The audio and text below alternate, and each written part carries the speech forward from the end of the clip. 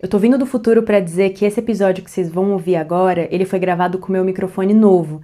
E eu ainda não tô muito satisfeita com a qualidade, gente. Eu tô testando ainda, deu alguns probleminhas, vocês vão notar que tá bem diferente dos outros episódios que vocês estão acostumados. E eu venho pedir paciência, tá? Por favor.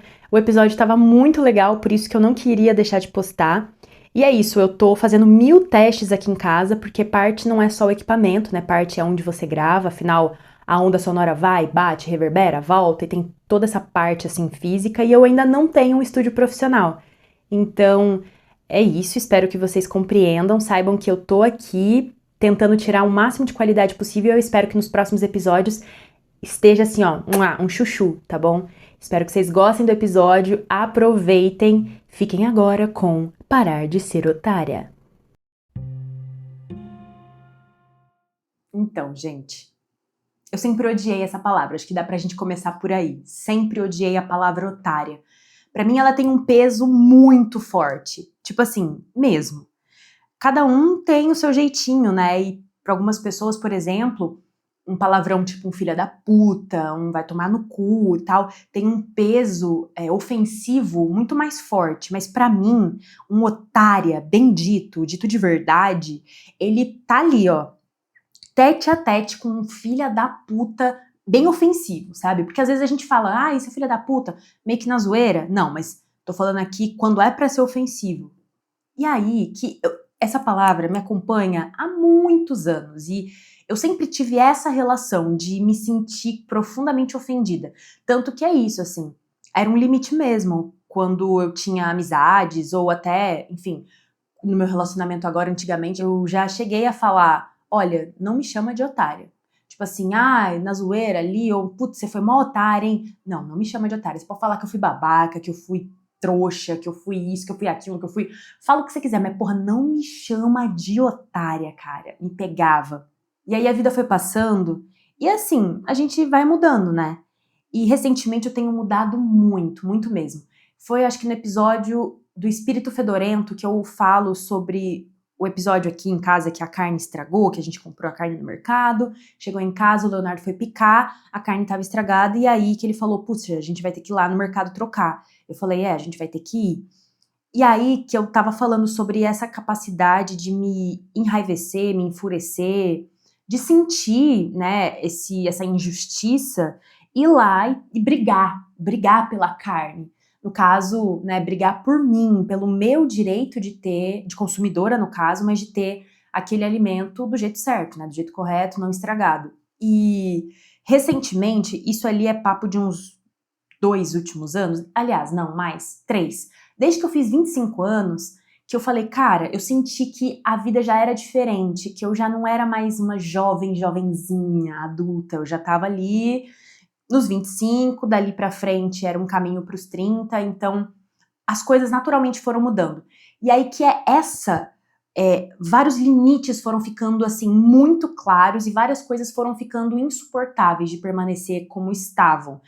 E isso também, que aí eu tô chamando isso de ser otária, que eu estou agora na minha fase de vida, que é eu quero deixar de ser otária, entendeu? Porque antes, pensando nesse exemplo da carne, eu provavelmente deixaria passar, sabe? Ou eu cortaria o pedaço da carne que estava estragado e comeria o resto, sim, me colocando em risco, né, de ter uma intoxicação alimentar, ou eu jogaria toda a carne fora e desperdiçaria o dinheiro, mas eu não ia ter, acho que essa força de você ir lá e brigar pelo seu direito. Que na verdade nem é brigar, né? Que eu até falo no episódio, pô, é levar a notinha e falar, quero trocar. Troca, sim, troca, beleza. Mas internamente, essa força de ir lá e lutar por você, de se colocar. Basicamente é isso, a força para se colocar no ambiente e falar, eu ocupo esse espaço, esse é um limite, eu fui prejudicada aqui e eu quero o que é meu por direito. Simples, certo? Pra mim não era. Pra mim não era. E aí, recentemente, eu tenho chamado isso de deixar de ser otária. E aí, não é engraçado? Eu acabei de dizer que otária é uma palavra que eu odeio. Odeio que se refiram a mim. E eu mesma estou chamando a minha fase de deixar de ser otária. Ou seja, eu mesma me chamo de otária. E aí, eu tava refletindo esses tempos sobre isso e eu percebi que, caramba, talvez eu mesma tenha sempre me achado otária a vida inteira. E aí não precisava de um outro me chamar de otária, porque eu mesma, internamente, talvez estivesse dizendo isso o tempo todo pra mim, principalmente quando eu de fato era otária. E vocês já vão entender o que eu tô chamando de otária, tá? Então, assim, não precisava de outra pessoa. E aí, pior, quando alguém de fato, né, me chamava de otária, aí pronto, aí era assim, a pessoa tá falando o que eu já sei internamente, deu match, nossa, aí são duas pessoas falando que eu sou otária, então, porra, eu sou otária pra caramba, entendeu? Aí não dava, acho que era demais pra mim. Então, o ponto é que, mesmo eu não gostando dessa palavra, eu me identificava com ela. E eu passei a perceber isso, e aí que a coisa começou a se movimentar. Porque a vida também começou a se movimentar e eu comecei a realmente me ser colocada em situações em que eu precisei fazer alguma coisa, me colocar o meu limite. A palavra otária me lembra uma imagem bem específica. Aí vocês vão ver que é assim. Isso, quando eu estava pensando nisso, refletindo e eu estava escrevendo esse roteiro, eu tinha chegado até uma parte. Mas essa semana aconteceu uma coisa, quem me acompanha no Instagram viu que eu fui ao dentista, né? E aí, passado essa situação do dentista, eu tive uma sessão de análise e aí outra camada fresquinha sobre a minha relação com essa palavra e com tudo que essa palavra significa, veio assim, ó, com 2 pés no meu peito, entendeu? Então, assim, vou falar primeiro do que eu já tinha conseguido elaborar e depois eu vou falar, assim, o que acabou de sair do forno. Aí vocês vão entender e eu espero que sirva pra vocês também. Essa palavra otária, ela vem pra mim com uma imagem muito clara da minha infância, ali, pré-adolescência. Eu tava na 5ª série, eu tinha acabado de me mudar de escola, né?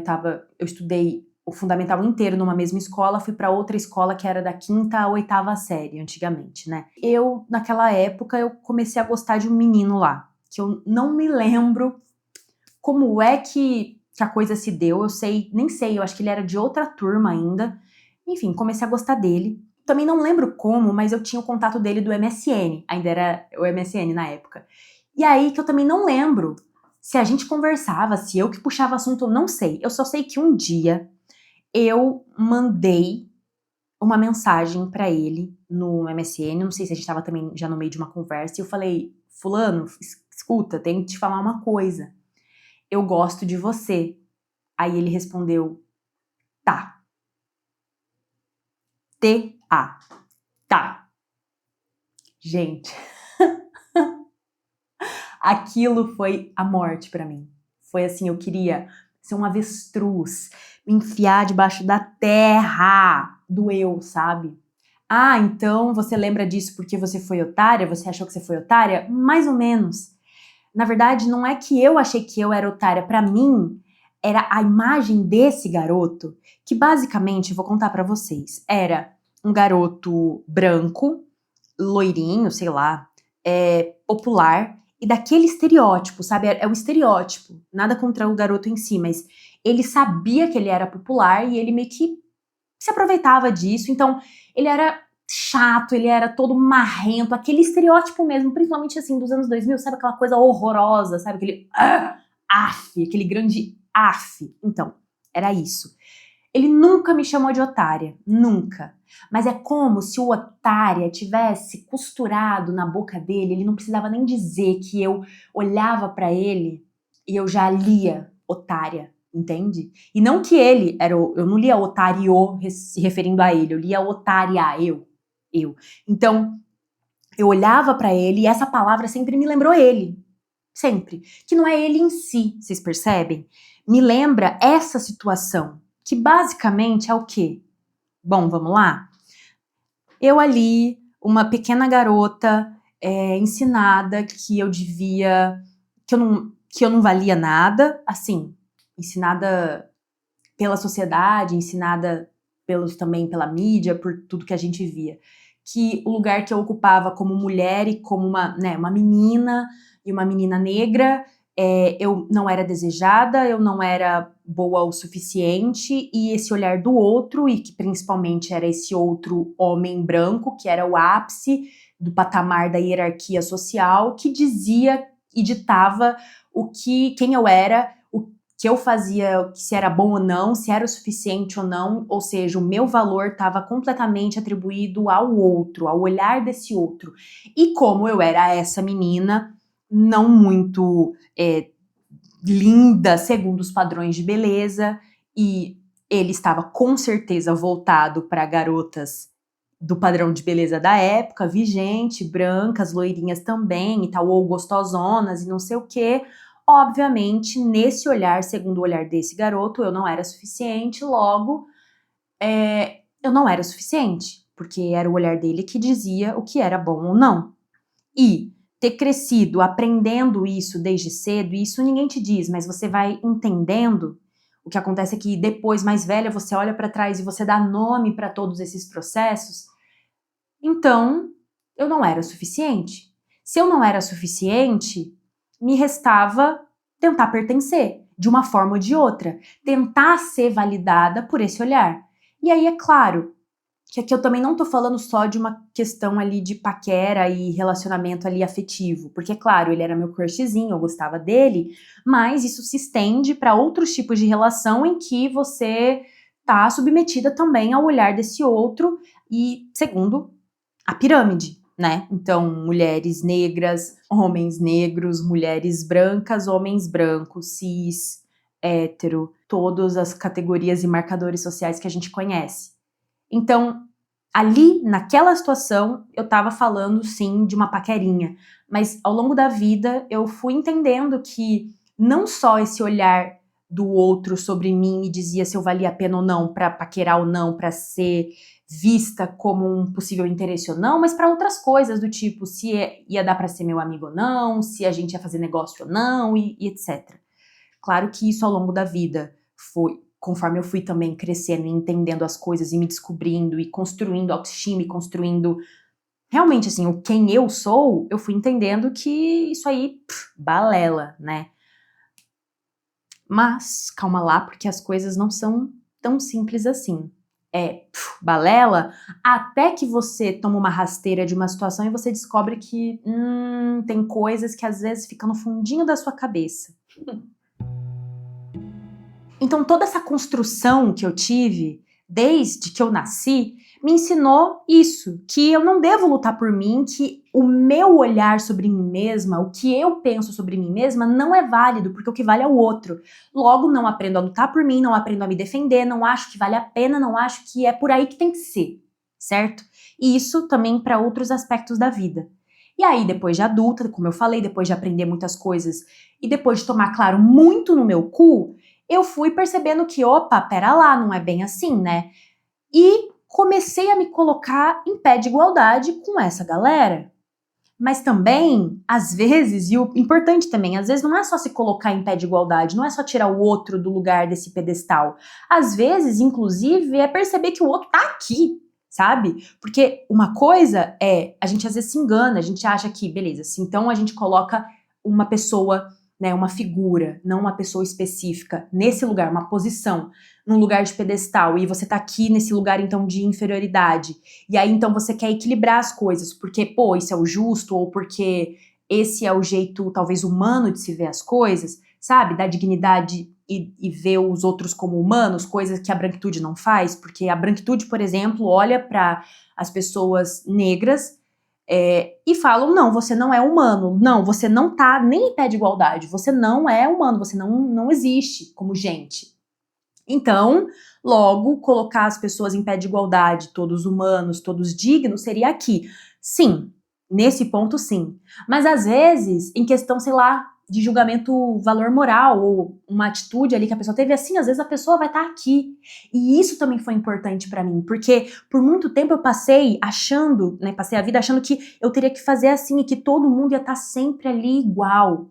nos comportamentos, sabe? No jeito que as pessoas levam a vida. Eu sempre tentei ponderar muito o lado de todo mundo e entender os pontos de vista, e eu ainda faço isso. Isso é importante, você ponderar, você ter pensamento crítico e essa capacidade dialética de se perceber e perceber o mundo de diferentes pontos de vista. Porque sim, as pessoas são muito diversas.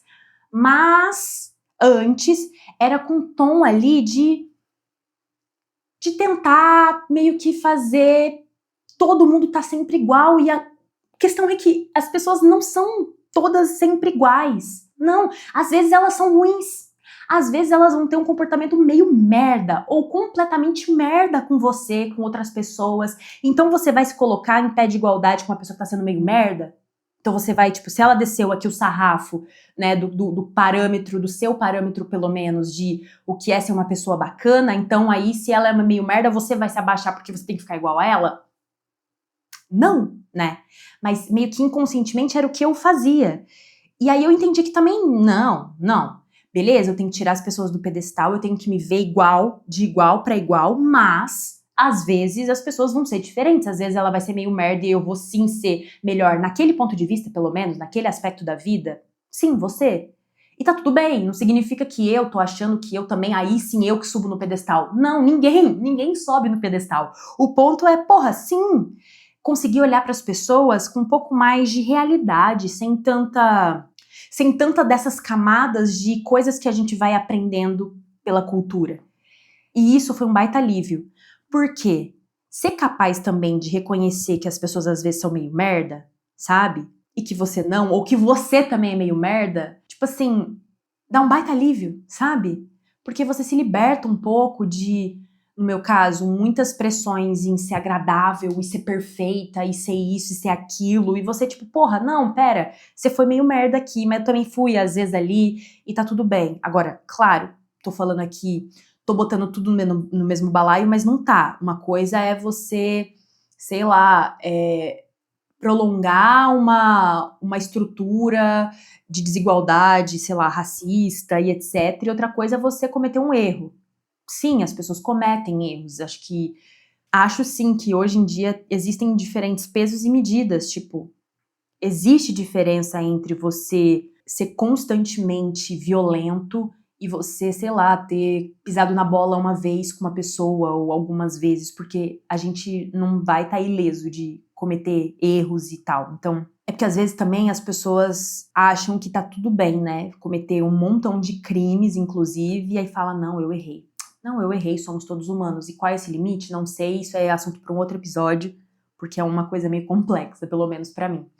O ponto é que, ao longo da vida, eu consegui relaxar um pouco nisso de não ficar tão preocupada assim em ponderar tanto sobre os motivos pelos quais as pessoas fizeram o que fizeram, assumir que às vezes elas fizeram, independente dos motivos, elas fizeram, e que sim, às vezes elas vão ser babacas, que às vezes eu vou ser babaca, e é isso, e que, porra, eu sei que o meu olhar vale sobre mim. Só que, como eu falei, uma coisa é você saber disso, outra coisa é você viver isso. Uma coisa é você viver isso e outra coisa também é você viver isso plenamente, 100% dos seus dias. E a vida não é assim porque perfeição não existe, o equilíbrio não é estático.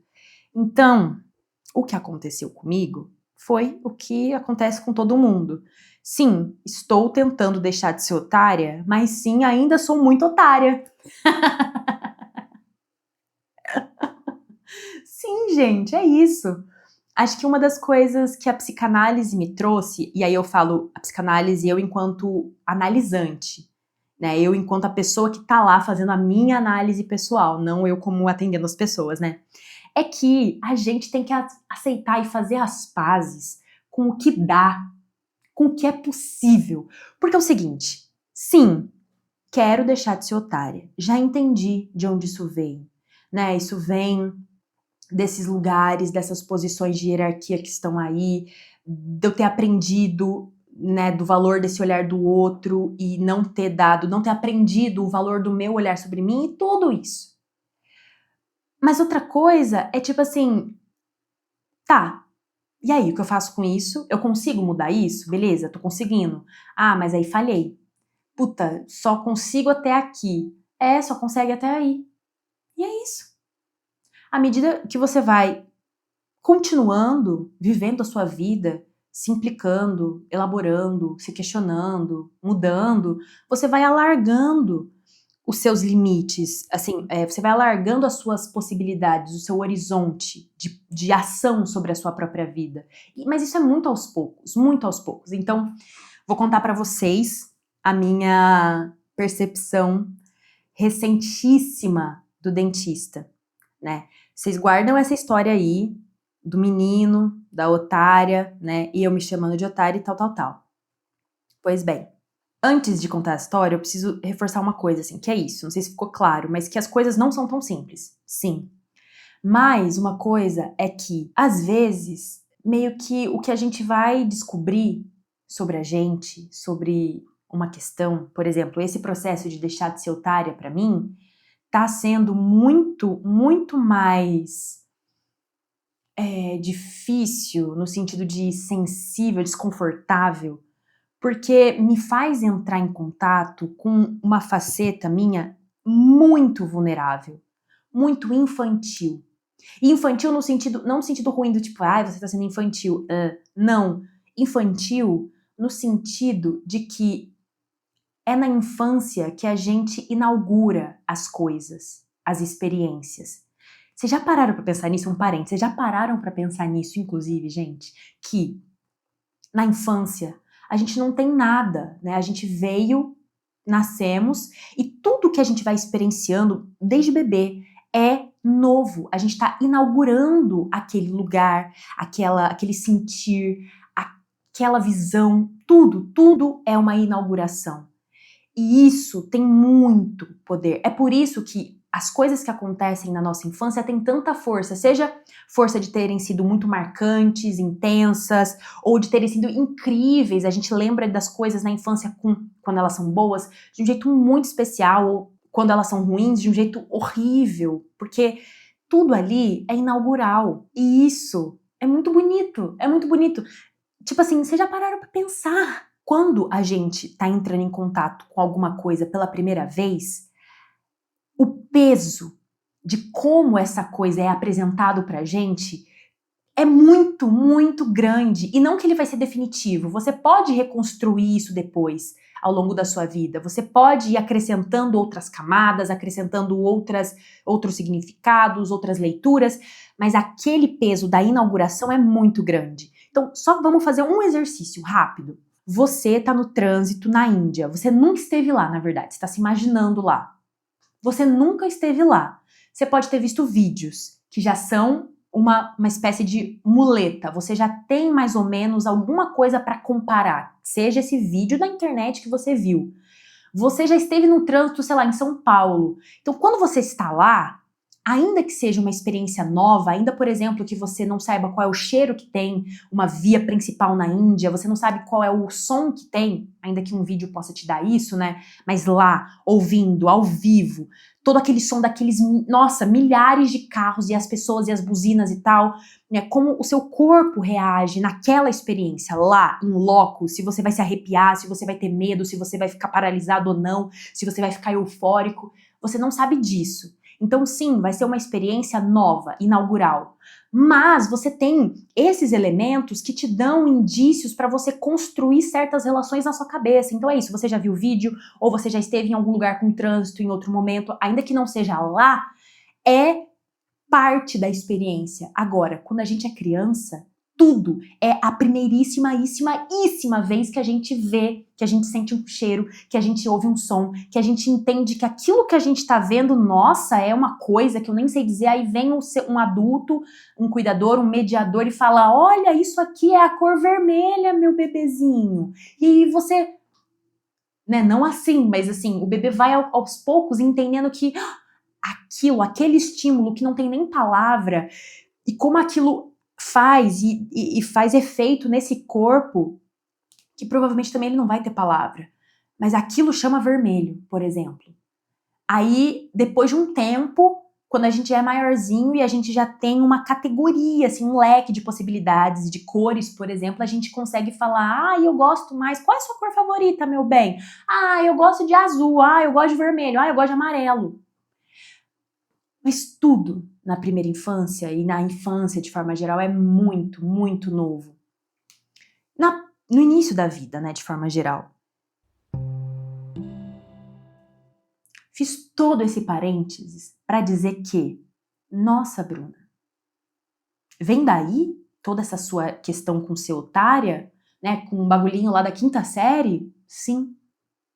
Não daí, como eu expliquei para vocês, que tem a ver com como uma sociedade está organizada, com como, né, uma cultura está organizada, com como a gente vê as coisas e como a gente se percebe a partir do que o ambiente coloca pra gente. Mas sim, também é a partir de uma experiênciazinha ínfima, minúscula, tosca, besta, trivial, nossa, sim, paia, da quinta série. E isso não diminui o peso dela. E é isso, é importante que a gente faça as pazes com essas coisas infantis da nossa vida, porque, juro, gente, é nas coisas bobas, idiotas, bestas. É ali, ó, no detalhe, sabe? Que você tá falando, você tá contando um negócio, às vezes você acha que aquilo é o que é grande e sustenta aquele trauma da sua vida, aí você fala mas e também teve o blá. E às vezes é esse blá, esse detalhe, essa vírgula de uma coisa pequeniníssima, sei lá, de como teu avô te olhou naquele dia. É isso, ali que você vê um pedacinho de um fiozinho que você vai puxando e você vai chegar numa coisa que geralmente tem esse conteúdo infantil muito forte. E infantil nesse sentido de ser muito afeto, muito afetivo e muito intenso. Bom, dito tudo isso, agora você já tá aqui comigo, você já tá sabendo que a gente tá em outro campo, a gente não tá só no campo do adultos racionais e aqui você é inteligente, eu sou inteligente, seu córtex pré-frontal tá aí pleninho, já todo desenvolvido, sua moleirinha fechou, minha moleirinha fechou. Não, gente, a gente tá aqui também, mas a gente tá em um outro campo, que é esse, o campo da infância, dessa infância que tá sempre aqui com a gente, que a gente carrega pra vida toda. Fui ao dentista, né?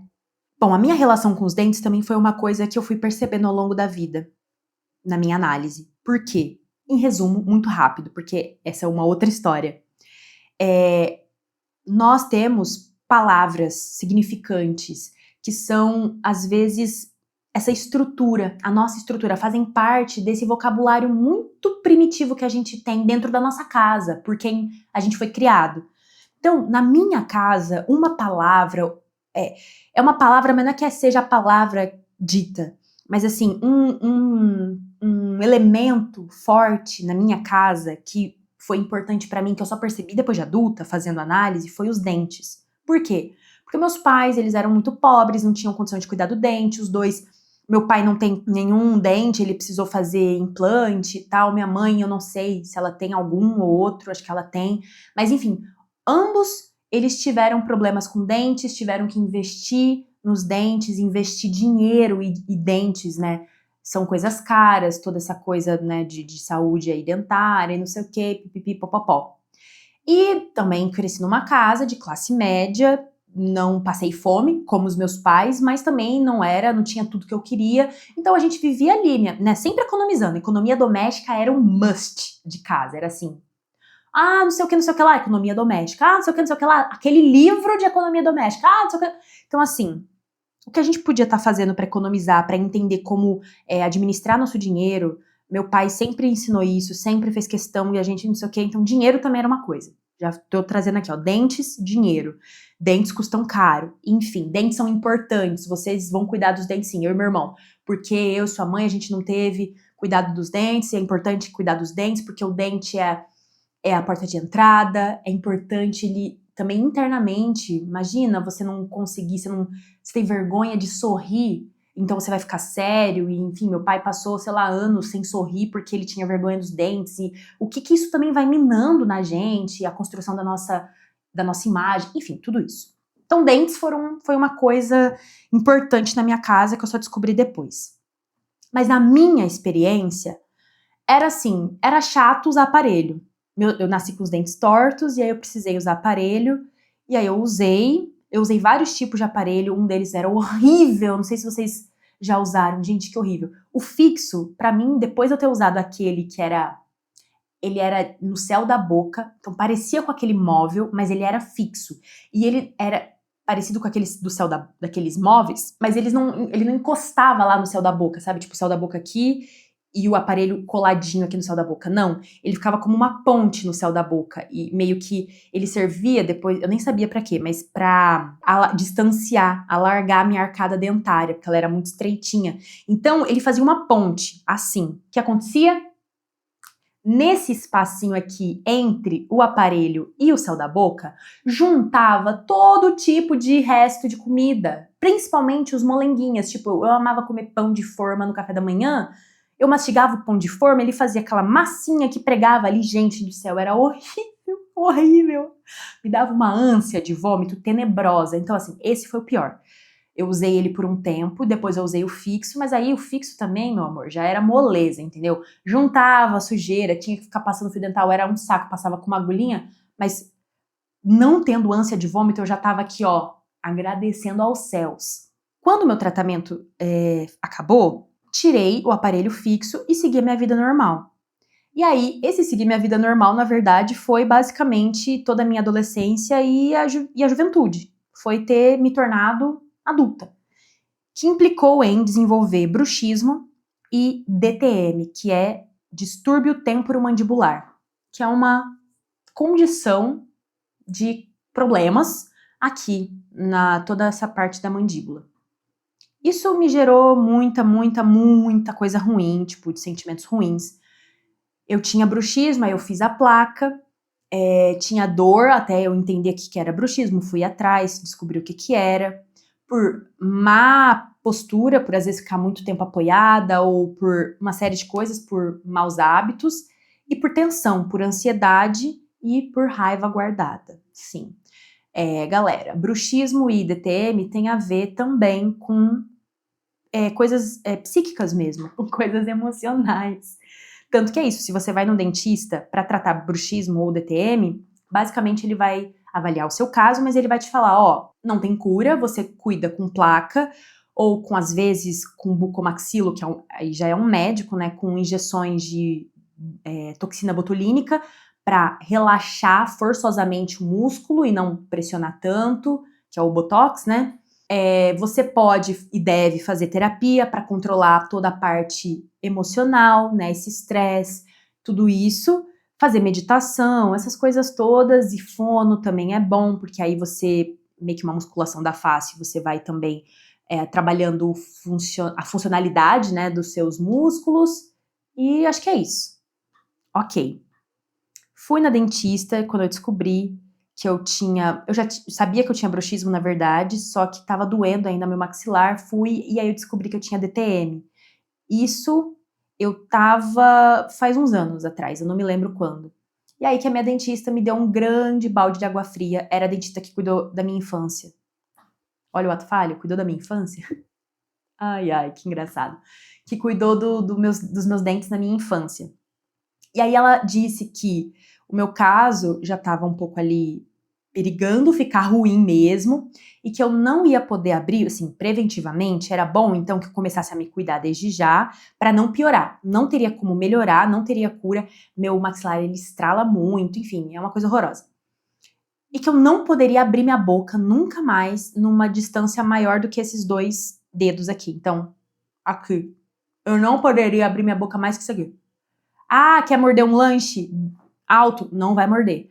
E aí eu lembro que aquilo me destruiu, porque eu pensava assim, mas doutora, eu sou atriz, eu faço teatro, eu não sei se eu já tava na faculdade ou tava prestes a entrar, eu falava assim, eu vou fazer artes cênicas, eu quero construir minha carreira sendo atriz, como? Em artes cênicas, tipo, tudo bem que no cinema é uma coisa mais assim, né, pleninha, mas no teatro é aqui, ó, expressões, eu sou assim, expressiva. Para além da profissão, eu sempre fui muito tagarela, sempre fui muito falante. Nossa, e aqui, ó, expressiva, entendeu? Sou quem eu sou.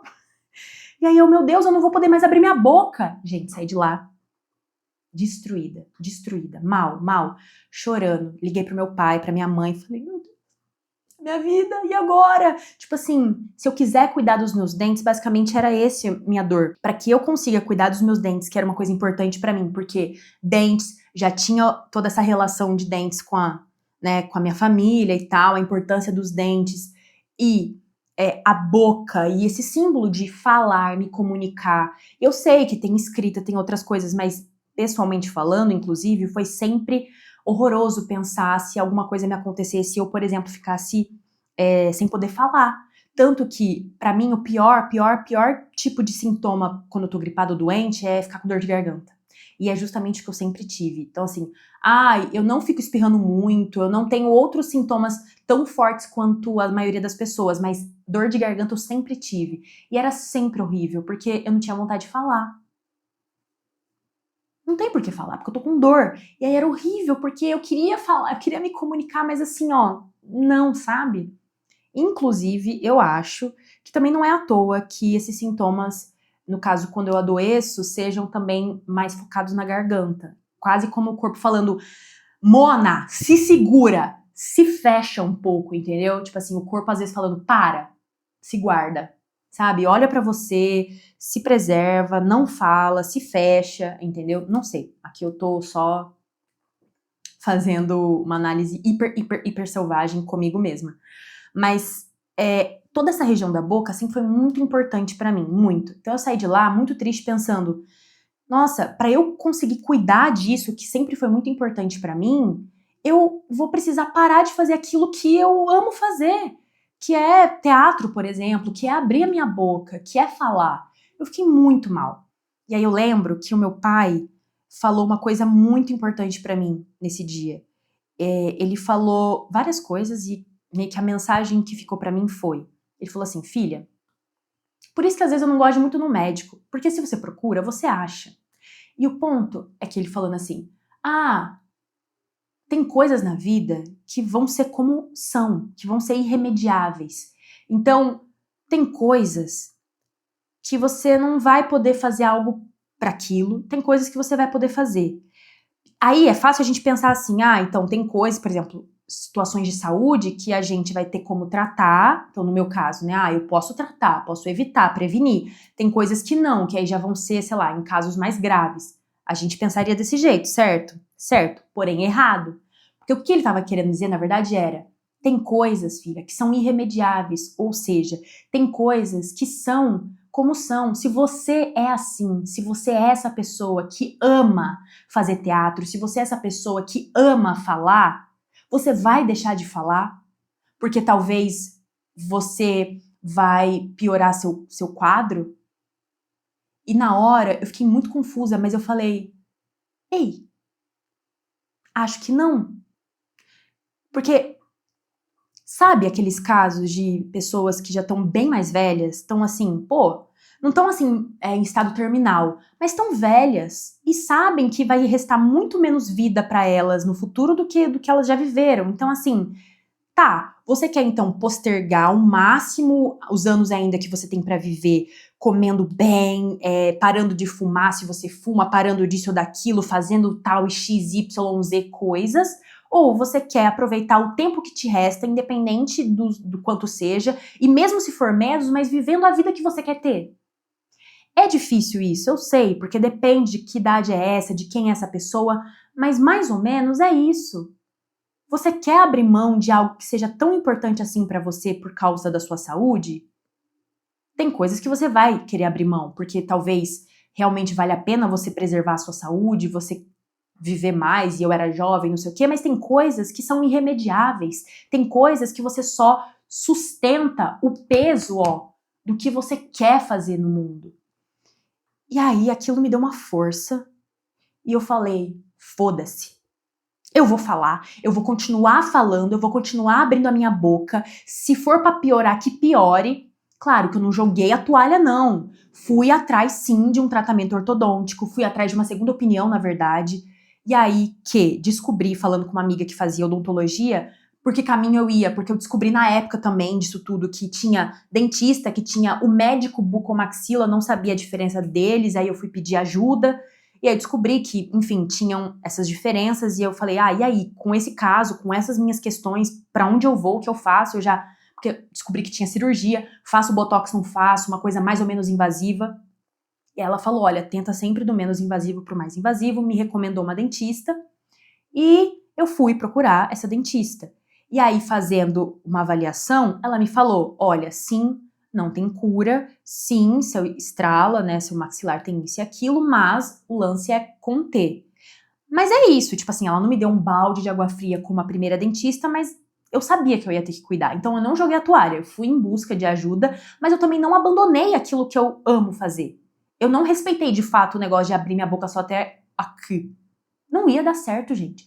Talvez se você, por exemplo, tenha vivido isso ou em outra circunstância da sua vida, você tenha decidido respeitar isso, né, essa indicação. Mas pra mim aquilo não fazia o menor sentido. Eu ia ser mais infeliz respeitando aquilo do que transgredindo aquilo. E aí que comecei um tratamento ortodôntico, um novo tratamento, porque ao longo da vida e por conta do bruxismo e do DTM, minha arcada dentária mudou tudo, minha mordida, um lado estava realmente bem diferente do outro, que piorava. Enfim, fiz o tratamento ortodôntico, meu sorriso voltou a ficar bem assim harmônico, a arcada espaçada, os dentes aqui bonitos e tal. Claro que não foi só estética, foi principalmente a funcionalidade. Continuei na terapia, sempre fiz tal, continuei falando de todas as minhas tretas e perebas psíquicas, já dizia Ana Sui, e lidando principalmente com a minha agressividade, porque bruxismo e DTM, raiva guardada, né? Então, ao longo dessa vida, olha, fui chafurdando tudo isso que eu sentia. Entrei, assim, muito em contato com a minha agressividade, e se você acompanha meus outros episódios, sabe disso, eu já falei disso em vários outros episódios, enfim. Tá. Agora eu vou contar exatamente o que aconteceu essa semana, né? Depois que o meu tratamento mesmo acabou, aí começou só o acompanhamento da contenção para ver se meus dentes se moviam e tal, eu passei aí de 6 em 6 meses, ou em média, né? E nos últimos meses, eu sempre tive uma confusão na hora de ir pro dentista. Que eu quero dizer, não sei se eu vou conseguir ser clara, mas eu vou tentar. Eu ficava nervosa indo pro dentista. Por quê? Porque era caro, né? E eu não tava numa fase muito boa assim de dinheiro, então todas as vezes que eu ia na dentista era tipo caro, seja pra fazer a limpeza. Aí eu fui uma vez que eu tava com dor, descobri que eu tava com 3 cáries e tive que pagar as obturações, e eu não sei se você sabe, mas eu não sabia qual era o preço de uma obturação, eu tive que parcelar no cartão de crédito. Eu contei essa também lá no Instagram, mas tenho uma amiga também que, ano passado ou retrasado, não sei, ela já fazia acompanhamento na dentista lá da nossa faculdade, na Unicamp, quando a gente fazia, e ela fazia o acompanhamento dela lá, só que aí ela teve, sei lá, uma dorzinha nas férias, e aí ela precisou ir na dentista na cidade dela. Ela descobriu a bagatela de 18 cáries. Sim, 18 cáries. E não, ela não comia doce, nada disso. Ela só era muito viciada em vinagre, comia vinagre desde a infância, e o baixo pH desgastou o esmalte do dente, e isso faz com que aumente a propensão de ter cáries, e ela teve 18 cáries. E aí ela contraiu uma dívida de milhares de reais. Ou seja, eu ficava com o cu na mão toda vez que eu ia ter que ir no dentista, com medo de, depois que eu tive cárie também, de ter alguma coisa e eu ter que parcelar em sei lá quantas vezes no cartão de crédito para conseguir pagar, ou a limpeza também era um absurdo de cara, a consulta era cara, tudo era caro, né? E eu não tava em uma situação que me desse, assim, muita segurança. Então, tipo, qualquer gasto a mais que saía do meu estrito orçamento mensal era dívida. E eu, nossa, não queria isso, esse estresse. Então eu já tava nervosa. Tinha isso, a coisa do dinheiro. Mas eu sentia que não era só isso. Porque eu ficava confusa, não entendia muito bem como as coisas funcionavam. E vocês vão entender que era uma confusão muito psíquica mesmo. O que eu quero dizer é que, às vezes, não é que a gente não entende alguma coisa ou a gente não capta cognitivamente. Eu tinha capacidade de, por exemplo, perguntar: ei, e aí, como é que funciona aqui as nossas, né, consultas, como é que funciona, quanto que é tanto, quanto que tempo vai durar e não sei o quê. Mas eu me sentia tão travada, toda vez que eu ia lá na dentista, o ambiente, enfim, tudo me travava.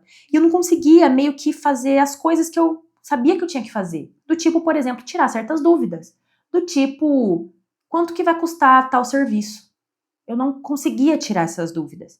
Só que isso ia me matando, porque eu sabia que isso era uma trava. Eu sabia que, tipo assim, tinha algo ali, mas eu não conseguia fazer diferente. E aí eu ia lá e gastava dinheiro. E aí, meu Deus, eu não tinha esse dinheiro. E aí eu, sabe, me consumindo. E aí, de novo, aquele... Nossa, você tá sendo muito otária, você tá sendo muito otária, otária, otária, otária, otária. Na minha cabeça, mas meio que eu não entendia com essas palavras, entendeu? Isso há um tempo atrás. Há mais ou menos, um pouquinho mais de um ano atrás. Foi passando o tempo, foi ficando mais assim, o otária bem lá no fundo da minha cabeça, desfocado, foi chegando mais perto, ficando focado, e eu consegui ver assim, que tá escrito? Otária, putz, otária. E aí que eu queria deixar de ser otária, né? Pois bem, aí a última vez que eu fui no dentista foi em setembro do ano passado. E aí, em março, 6 meses depois, era a minha próxima consulta. Que aí vocês me perguntam, Bruna, tá, pra quê? Eu não sei. Tá vendo a minha confusão? Eu não sabia pra que era a minha consulta. Não sabia. Aí eu tentei, porque eu já tava nessa, eu vou tentar sim, eu vou conseguir ser menos otário, eu vou deixar de ser otária, porque eu tô nessa fase da minha vida. E aí eu tentei em março, primeiro que eu não queria fazer a consulta, eu não queria ir na dentista, porque toda vez que eu vou eu fico mal, né? Ou eu gasto dinheiro e fico mal, ou eu fico mal por essa sensação que me dava que eu não tinha palavra ainda pra isso. E aí eu falei, bom, vou remarcar. Remarquei, falei, olha, fulano, não vou. Aí ela falou assim, eu falei, me remarca pra abril. Foi pra um mês depois, que foi essa semana agora. Enfim, agora. Não sei quando você tá vendo esse vídeo, mas foi agora no fim de abril. Eu tentei mandar uma mensagem. Eu falei, então, só pra tirar uma dúvida, eu tô aqui com a minha contenção número 3, tô com a contenção número 2, eu vou trocar pra 3? Não sei. Também não consegui nem dizer direito. Vocês percebem? Aí, gente, é isso que eu tô falando. Tipo assim, eu fico burra. Entendeu? Tipo, é um nível que eu fico burra. E não é um burra que eu sou cognitivamente burra, não. Eu fico burra psiquicamente. Eu fico burra internamente, sabe? E aí, a secretária me respondeu. Eu também não entendi. Então, eu fui pra consulta também não entendendo e não sabendo qual era o motivo da consulta. Certo? Pra saber se, de fato, era imprescindível que eu fosse ou se eu poderia só remarcar e não fazer. Porque vocês podem falar, nossa, Bruna, mas só não ir, é só não fazer. Sim, mas e se fosse uma que era importante que eu fizesse? Eu não sabia. E eu tentei e não consegui, porque é isso, a gente vai do jeito que dá. Fui pro dentista. No dia anterior eu já tava nervosa. No dia do dia mesmo, eu acordei, lembrei que eu ia ter que enfrentar esse leão aí, que assim, né, pra qualquer pessoa, as pessoas nem sabiam disso, mas eu sabia que eu ia ter que enfrentar isso, que era uma coisa ainda inominável, que eu não sabia do que se tratava, eu não entendia o que, mas eu sabia que me fazia mal, que eu ficava desconfortável e tal. Então eu tava muito nervosa. Mas eu tava lá, vou deixar de ser otária, porra, eu tenho que deixar de ser otária, entendeu? Eu tô nessa aí de, vamos lutar por mim, eu vou me colocar, e aí, assim, lembrando assim, não, qualquer coisa, se ela falar, e hoje então vai me fazer a limpeza, porque eu não tinha dinheiro pra gastar com a limpeza, eu falei, não, hoje não vou fazer a limpeza. Não é só não falar, não quero a limpeza. Sim, é o que você poderia me dizer, não é, Bruna, só falar que não quer fazer a limpeza, ué, ela vai te obrigar? Não vai me obrigar. Mas eu não conseguia fazer isso também. Otária! Não conseguia, gente. Tá. Aí, fui. E lembrando, não, eu posso falar, não, eu posso... Tipo assim, eu posso fazer o que eu quero fazer. Mas era muito difícil. Cheguei lá, nervosa. Entrei no consultório e tirei a dúvida. Falei, eu tô com a contenção número 2, eu vou trocar. Hoje é o dia de trocar, porque eu tava indo achando que eu ia trocar. Ela, não, você tá com a 3. Em setembro do ano passado, a gente mudou pra 3. Agora ia uma por ano. Então, você só vai trocar por uma nova em setembro desse ano. Hoje é só um acompanhamento, ou seja, para ver, escanear, ver se o dente mudou de lugar e para fazer a bendita da limpeza. Hoje é limpezinha, né? Aí eu falei, hoje eu não tô preparada para limpeza. Aí ela, não, tranquilo, sem problemas. Aí ela tentou vender o peixe dela, falou, mas é bom que você faça de 6 em 6 meses, pode ser quando você vier trocar mesmo, só que aí vai ter dado 1 ano, é bom de 6 em 6 meses por conta disso, não sei o quê. Eu falei, mas hoje eu não tô preparada. Mas, gente, eu não falei assim não, tá? Eu falei assim, ó, me tremendo, entendeu? Ó, com meu cu trancado, tipo, meu Deus do céu! Tipo, meu Deus, sentindo que eu era uma criança, que eu era deste tamaninho, que era incapaz de fazer algo por mim. Foi assim que eu disse. Beleza. Fizemos lá tudo, na hora de ir embora, sentei pra marcar lá com a secretária a próxima, que ia ser em setembro, como era 1 ano, né, depois. Setembro do ano passado.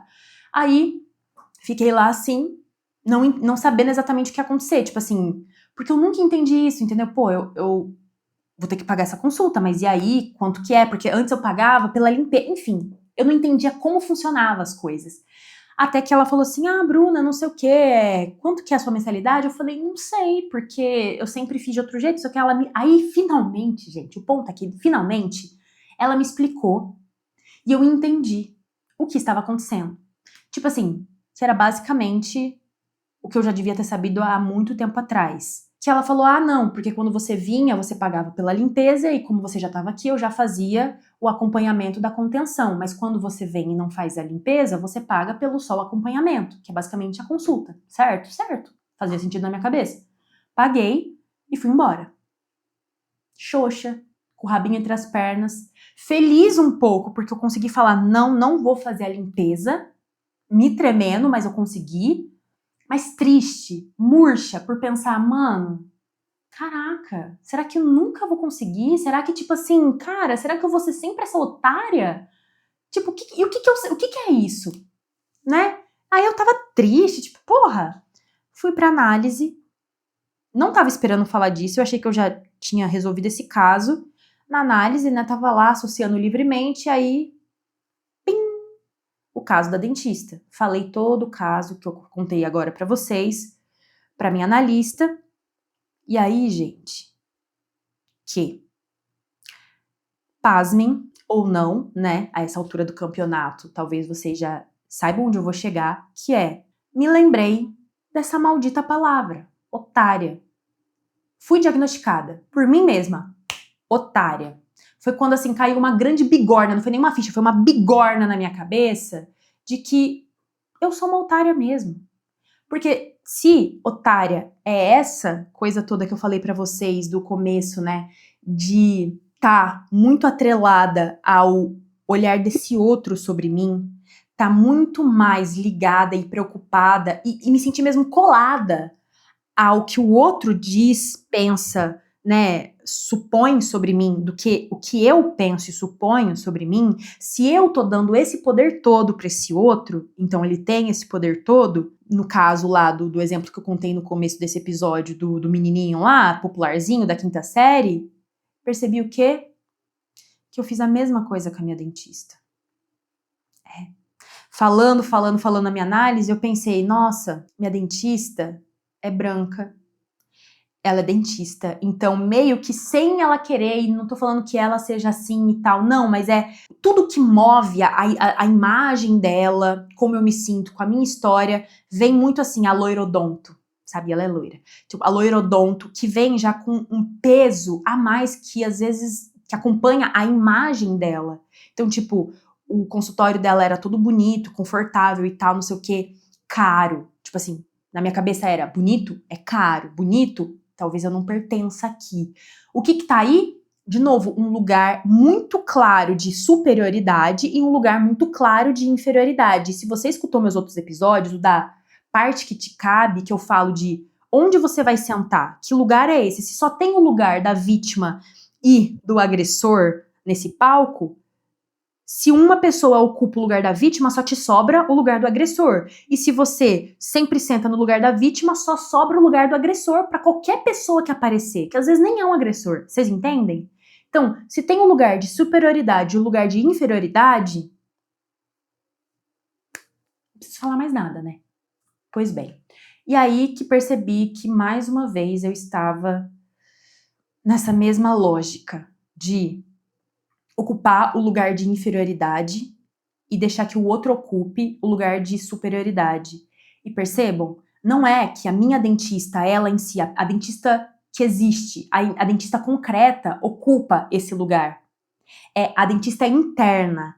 É como o meu espaço interno está organizado e como as pessoas que aparecem na minha vida, onde elas vão se sentar. Se só tem esse lugar para ela sentar, é óbvio que ela vai sentar nesse lugar, né? E se só tem aquele lugar, se eu acho em alguma parte de mim ou em algum momento de mais vulnerabilidade que eu preciso sentar naquele lugar, no lugar de inferioridade, se eu tô identificada com esse lugar, em algum nível de mim, é claro que eu vou sentar nele. E aí é claro que só vai sobrar o outro pro outro. E aí que eu pensei, ai, que inferno!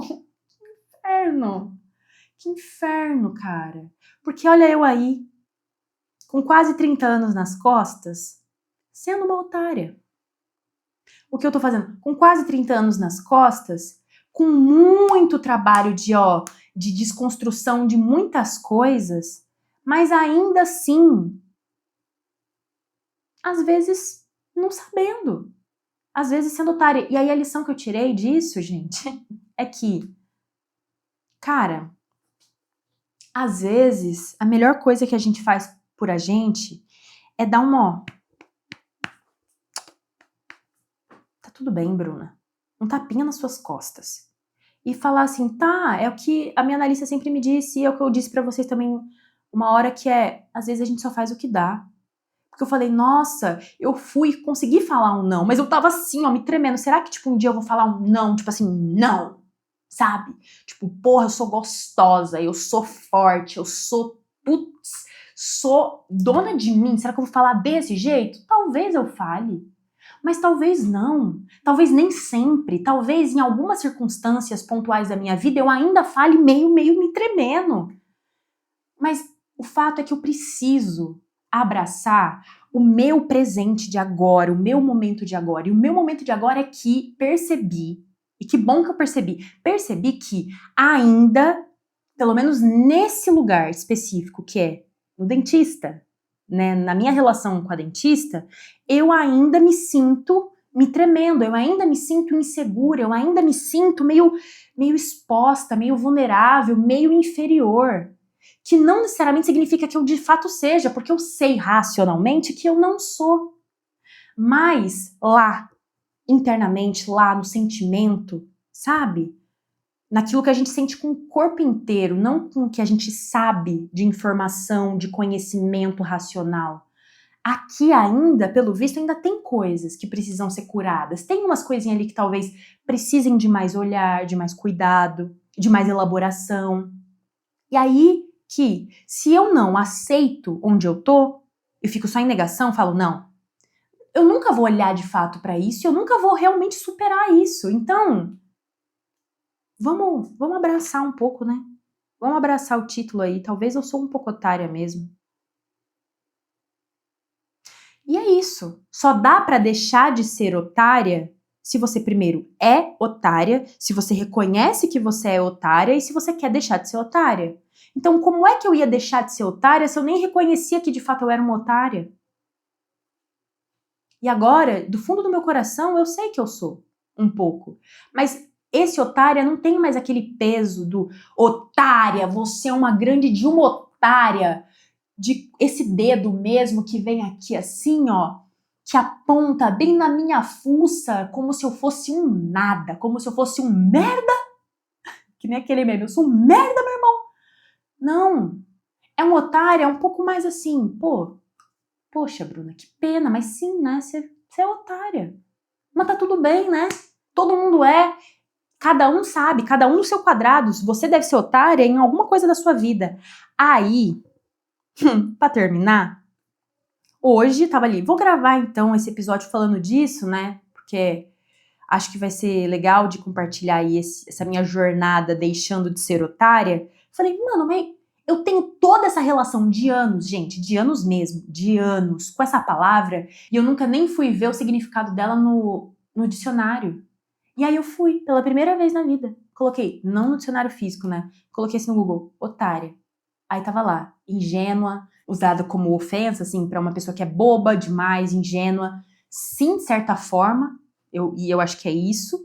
Tipo, sim, sim, eu era talvez um pouco ingênua demais em 2 sentidos. No sentido, às vezes, acho que de idealizar demais e de ver as coisas muito com um filtro otimista e pouco concreto, pouco real, mas ingênua no sentido de achar que o outro de fato tem esse peso todo e que ele tinha esse poder todo e que eu devia ser agradável, que eu devia tentar ao máximo agradar esse outro. Porque pra gente aceitar isso por uma vida inteira ou por um tempo da nossa vida, pra gente aceitar esse discurso de que sim, é esse outro que fala sobre a gente tem que ser muito boba. A gente tem que não ter acesso a essa raiva, a essa agressividade, a esse erótico, que eu vou fazer um episódio sobre isso, mas a essa força, que é isso que eu falei no começo do vídeo, a essa força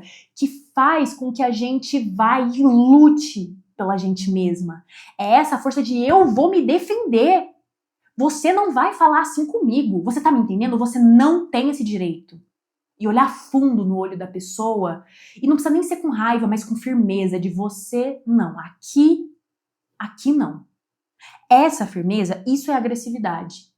Isso é o que eu não tinha acesso, é o que eu demorei para ter acesso, portanto eu era meio que ingênua, só me restava ai, vamos ser a boazinha, vamos ser, né, vamos corresponder ao que eu aprendi, que eu tenho que ser uma boa filha, uma boa aluna, uma boa isso, uma boa aquilo, nananana.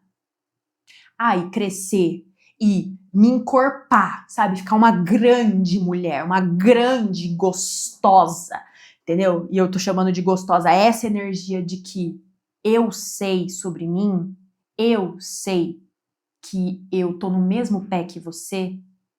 Isso me protege de ser essa otária, ainda que eu seja em algumas partes. Mas aí, essa minha eu protege a minha eu otária.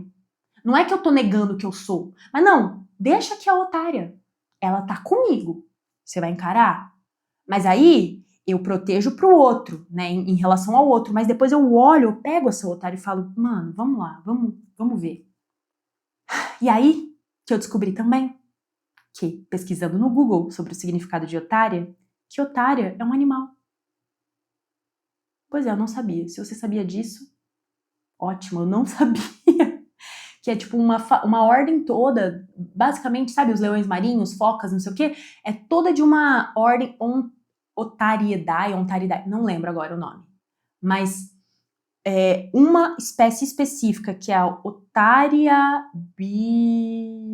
não lembro, que é conhecido, o nome popular, é o leão marinho da Patagônia.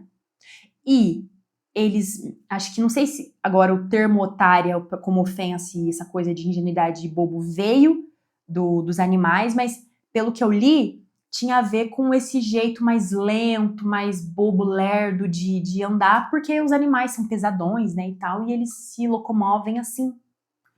E aí eu pensei, tá tudo bem, né, ser um pouco otário, eles são fofos. Eles são fofos, mas eles também têm a agressividade deles, porque eu fui ler sobre o comportamento deles. E eles lutam pelo território, eles lutam para proteger os filhotes, eles lutam pela vida, mas eles são sociáveis, eles estão ali de boa, eles têm uma comunicação, eles fazem a vidinha deles ali e tal. Então, assim, resumo. Ser otária não é tão ruim quanto eu achei a vida inteira, desde que é claro que eu saiba do meu valor, e eu sei. E o resumo é isso, gente, que às vezes a gente só consegue mudar a partir do reconhecimento de onde a gente tá, né? Às vezes não, acho que a gente só consegue mudar a partir do reconhecimento do lugar onde a gente tá. E se você também se acha uma otária, acho que você tem que se olhar um pouquinho no espelho, com amor, tá? E ver se você é otária mesmo. Porque eu fui diagnosticada mesmo com o diagnóstico de otária. Mas isso não foi um fim do mundo, não foi uma morte. Aliás, talvez seja o começo da morte dessa otária. Porque eu acho que cada vez mais eu me sinto forte o suficiente para colocar, e segura o suficiente para colocar os meus limites e para me mostrar como eu realmente quero ser vista. Mas isso não vem da noite pro dia. E é isso. Se você ficou até o final desse episódio, deixa um comentário aqui embaixo para eu saber que você é daquelas que ficam até o final. Pode ser o que você quiser, pode até ser um emoji, pode ser uma foca, sei lá, ou um gif de um leão marinho, de uma otária. Manda para alguém que você acha que vai gostar desse episódio, que ou você gostaria de que deixasse de ser otária, ou gostaria que se reconhecesse também como uma otária, porque tá tudo bem, tá tudo bem. Desde que você mesmo se reconheça, né? Se você ainda não segue o meu canal, se inscreva e a gente se vê no próximo episódio. Tchau!